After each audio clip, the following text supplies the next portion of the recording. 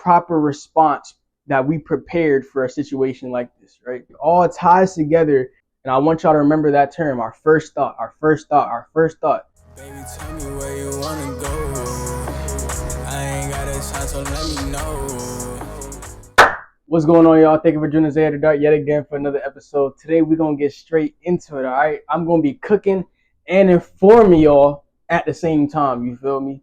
That's exactly what we're going to do. So, Zay, what are you cooking? Zay, what are you cooking? Listen, all right? We're going to be cooking some ground beef. Look, Zay, are you going to make tacos with it? Zay, are you going to? No. Straight ground beef. Not gonna lie, we doing straight ground beef today, cause why not?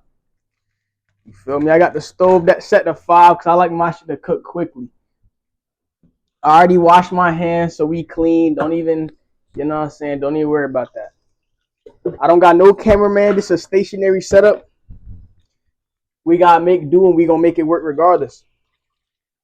So, you know, being that this is the Zay After Dark channel, I'm not gonna just sit here and cook. Even though I'm sure y'all love to watch that just as much. Actually, I want to talk about something that's been on my mind lately, right? And it was an idea of intuitive versus invasive thinking, an intuitive thought versus an invasive thought. And in that circle also belongs intrusive thoughts as well. So that all kind of fits into a similar category. But the reason why I want to talk about that is because I'm sure a lot of y'all know or I've heard before that to go with your gut or to go with your instinct. And I remember my first time hearing this idea was as a kid whenever we were taking tests and teachers told us to go with your first answer. Whatever your first answer that you thought was is most likely the correct answer. And they were absolutely right. And a lot of times we fail tests simply because we decided to go with our second or third thought rather than the first thought we had. And the reason why this is so important is because think about real world scenarios where you're faced with an opportunity where you have to perform, or an opportunity where you have to take a risk in order to gain something, right? And that's anything in life. If you want to gain anything, risk is just going to come with that. And if you avoid a risk, you can't. You're basically avoiding growth at the same time. You can't have one without the other. This is important. And I want you guys to go away from this video with a challenge. I'm going to give you guys a challenge at the end of this video, similar to how I used to do. We're bringing it back old school, right? Let's start with invasive thinking.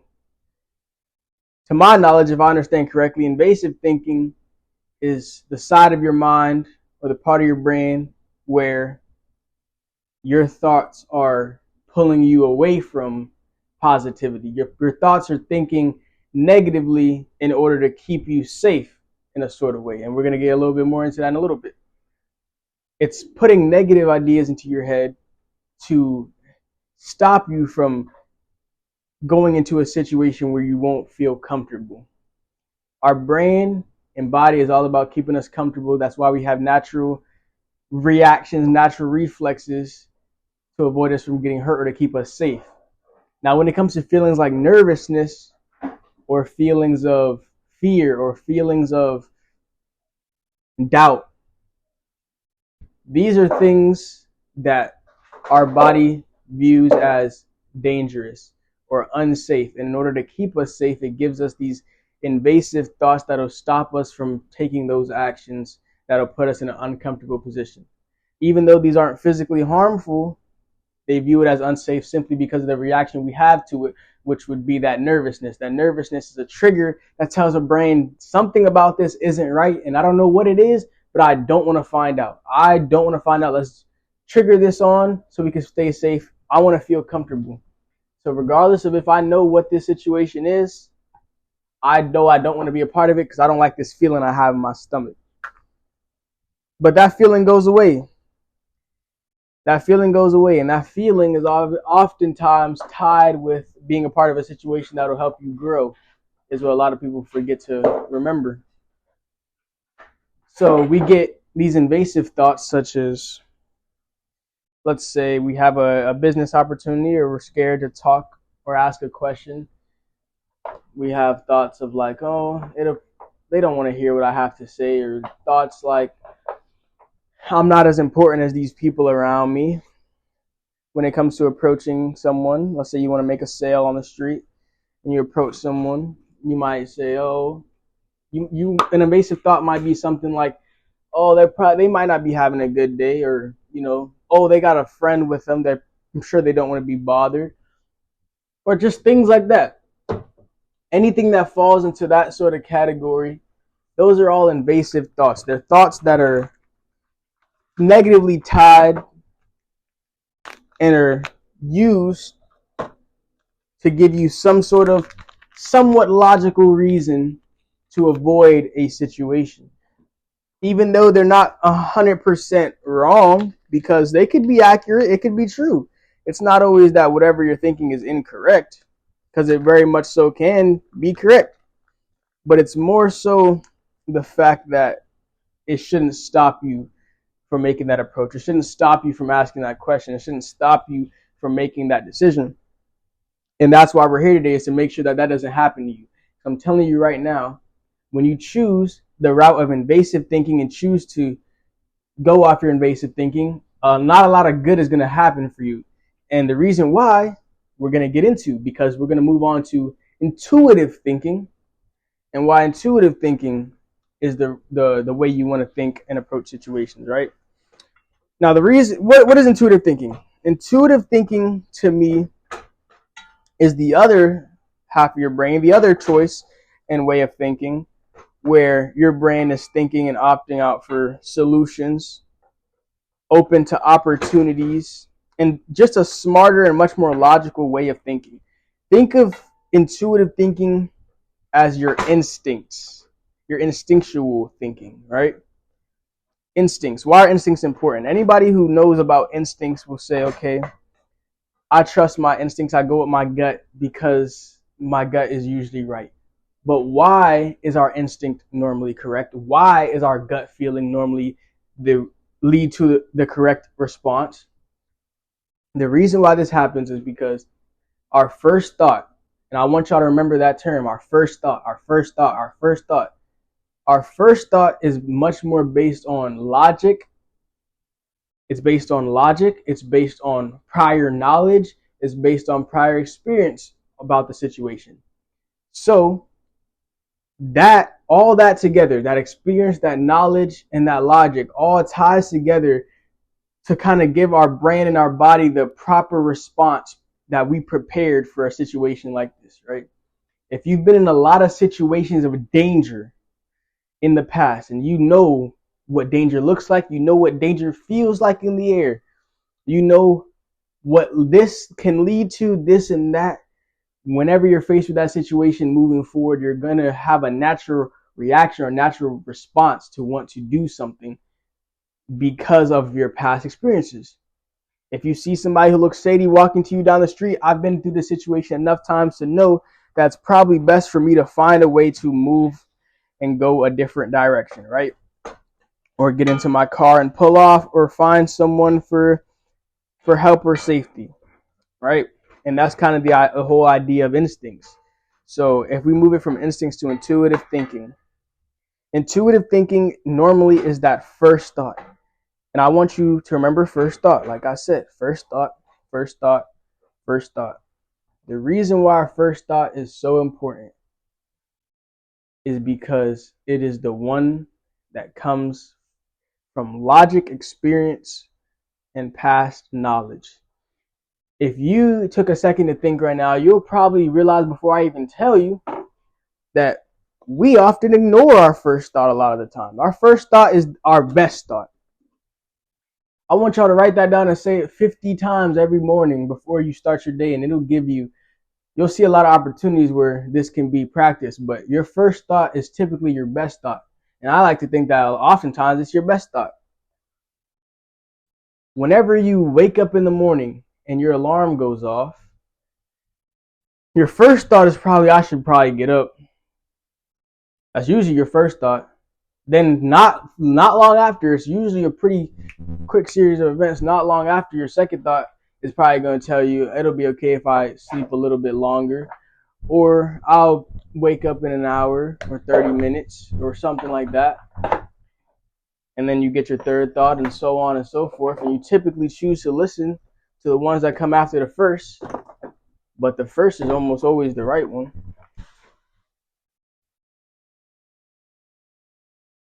You know what I'm saying? Got a little ground beef going on. Nothing too crazy. Your first thought is usually to get out of the bed, right? And we typically ignore that first thought and decide to go with the second, third, fourth thought, whatever. Now, I don't like using women as an example because this channel is more focused on just growth, and I think some people get the wrong idea and focus on the wrong things. But let's just use approaching a woman as an example because that's a common, very relatable instance. Your first instinct, and I want you to really think about past experience. Your first thought, not your first instinct. We're not going to use the word instinct anymore because now that we have the base understanding, the first thought is the idea that we really want to be pushing is the first thought, not instinct. Instinct is more of a reaction. Thought is kind of created based off your surroundings or whatever the case may be. I hope I explained that in a way that makes sense. So your first thought when you see a woman is typically, wow, she's beautiful, or I want her, I want to talk to her. Let's just use I want to talk to her. That's usually your first thought. You see a new girl walk into your classroom, I want to talk to her. All right? That's your first thought. Now, if you were to act on your first thought, then without any questioning or any more thinking, you would do just that. You'd walk up to her and say hello. You might say, how are you? My name is such and such. But a lot of the times we don't tend to do that, right? The second thought that comes after I want to talk to her is she just got here. She probably doesn't want to talk to anybody. Or she's out of my league. I shouldn't even try. These are second and third thoughts, not the first thought. You see how the first thought was intuitive, logical, and it was a thought of positivity. It was a thought that leads to action that is beneficial, right? Whereas the second thought is a thought that pulled us away from our goal rather than pushing us towards it, right?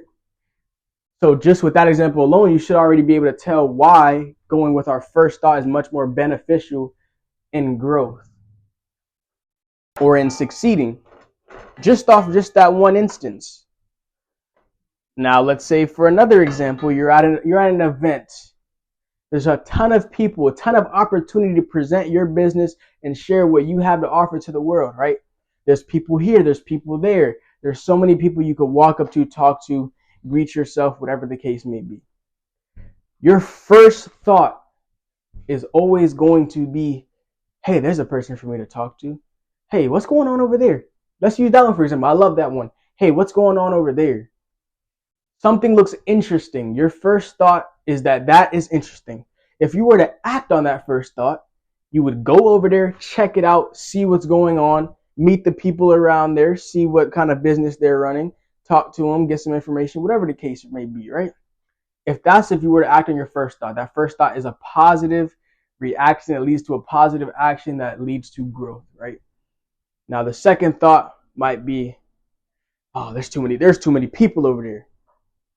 Or they don't even know who I am. I shouldn't.